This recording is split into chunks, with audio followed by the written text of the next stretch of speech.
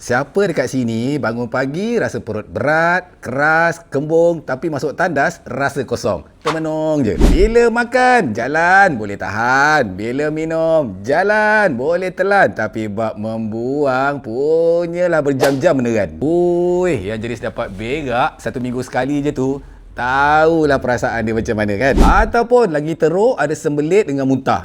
Ini jadi bila najis tu tersumbat, keras, tersekat kat usus besar, tak dapat ditolak keluar tau. Jadi benarkah sembelit itu bahaya kepada kesihatan? Jawapan dia, ya. Benda ni jangan pandang remeh. Sebab tu aku anggap BioFlush ni boleh membantu urusan dalam tandas.